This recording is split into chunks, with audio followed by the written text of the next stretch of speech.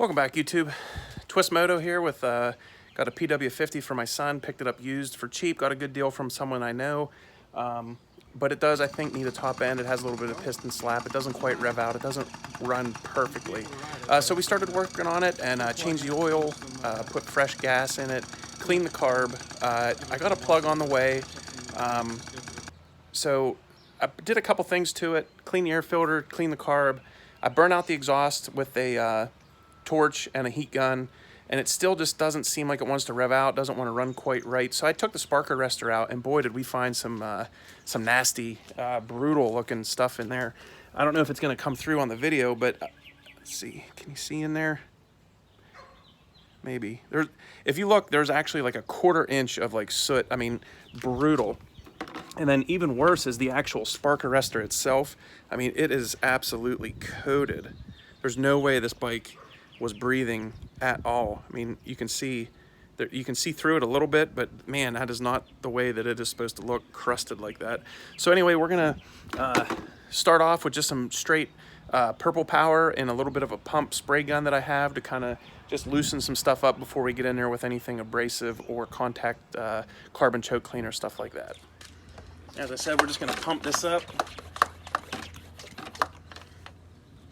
and just start with just putting it down in the tube till it gets coated nice. You can hear it filling up on that end, puking some stuff out. Same thing on this end, just coat the inside of that, start trying to break up some of that carbon. And same thing with the spark arrestor, just pull that out and just hit it with the straight purple power. The outside, this stuff will be easy to clean off. It's the stuff down inside here that's gonna have to soak, and might have to hit it with some abrasives, or even go with the old school route of some flame, which we already did. I might put a quick video of that in as well. But yeah, let's just let that soak for a little bit like that before we get involved and go from there. All right, we let this soak for a little while. We're going to just keep spraying it here with a little bit more straight purple power. It's breaking that stuff up pretty nice, actually. Then we're going to just go in with it as just a big flathead screwdriver to start really knocking a lot of this big stuff off and out of here.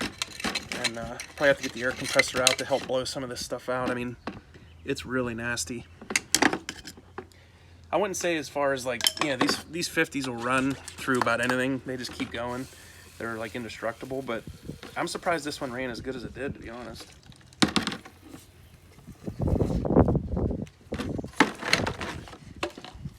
And I just have a brass brush here just to kind of knock the original big chunks off of this thing, just to get the real bad stuff off and see what we're dealing with here.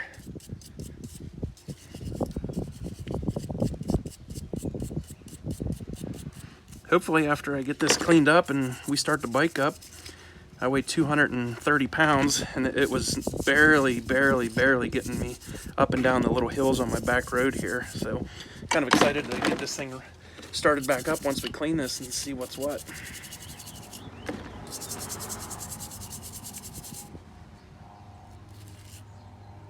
Oh yeah, you can see down through there a little bit better already.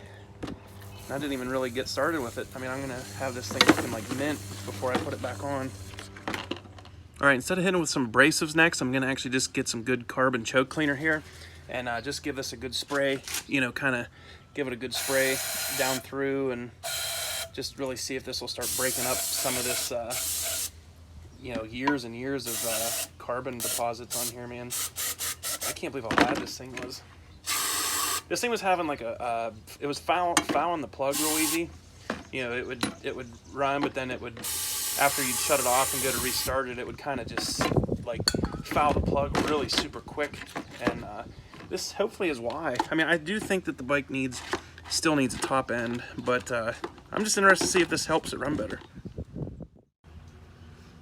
Well, what I did find was this brush here, if I soak it in this purple power carb cleaner mix, and then it'll fit down in this part of the pipe, and I can clean the part that the spark arrestor actually goes in like really good. That's looking actually really nice in there. But the only problem is I need like one of those real skinny wire brushes on like the metal handle that I can fish down in here. That would be the best case scenario. I don't know if I'm gonna have anything really that'll get down in the skinny part of this pipe, but all I can do is just keep soaking it with that cleaner and hoping that that helps. This is cleaning up good, just from a little bit of elbow grease and sitting in this solution. But up here you can see it's like really nasty still. And down inside, same thing. I need something smaller that's like a wire brush that can go down in there to clean that out, because it is horrible inside. But we'll keep plugging away here. All right, unfortunately I don't quite have all the little tools and abrasives that I want to do this, but I'm just gonna try to use this Scotch-Brite pad to kind of work this bottom part of the spark arrestor. It's really thick on there, like permanently almost on there. And cleaning this outside part is important, but it's not the end of the world if it doesn't get perfect, because this isn't technically where the exhaust goes through anyway. This is really down through this center that's really dirty that I have to figure out what I'm going to do with. Is the most important part of this whole cleaning process. So we'll just keep working away here till we get this baby looking brand new. What I did find is I have a wire wheel for on my drill. I'm going to just at least get the fins and the end of that spark arrestor cleaned up with this.